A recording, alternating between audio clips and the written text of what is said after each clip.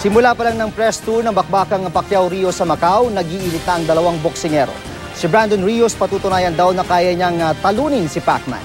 Mula sa Macau, makitime out muna tayo kay Mav Gonzalez.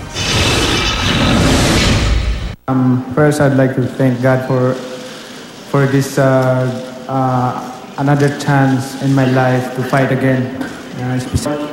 And I'm happy to be back in boxing again. Di mapawi ang ngiti ng 8th Division World Champion nang makaharap niya sa unang pagkakataon si Brandon Bambam Rios sa The Venetian Macau Resort Hotel kanina. Ito ang simula ng kanilang 7-stop international press tour para sa laban nilang gaganapin sa November 24 dito sa Macau. Kahit press tour lang ang ginawa ni Pacquiao at Rios dito sa Macau, maraming Pilipino pa rin daw ang dumayo. Kaya naman inaasahan na sa Nobyembre, mas dadagsapa ang mga manonood para lang masulyapan ang pagbabalik ng pambansang kamao.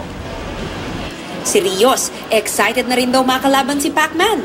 And I'm gonna show the world, everybody that doubt me, everybody that talks bad about me, they say I'm a punching bag, they're gonna find something out different. So they're gonna see it, November 24th, it's gonna be Brandon Rios win. Dalawang sunod na talo ang tinamo ni Pacquiao sa huli niyang mga laban, pero desidido raw ang pambansang kamaong bumalik sa pagiging pound-for-pound king. We'll be back on top soon. What we have to do is to train hard and prepare 100% physically and mentally. And of course, we always praying to God that nobody got hurt. It's very close to the Philippines, so I'm expecting that more Filipinos than Mexican people are going to watch.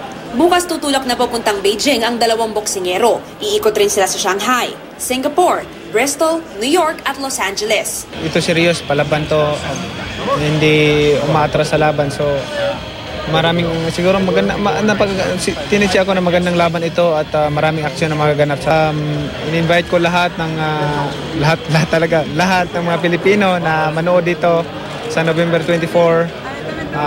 Wala namang visa rito passport lang kailangan. Kayo na bahala bumili ng ticket ninyo.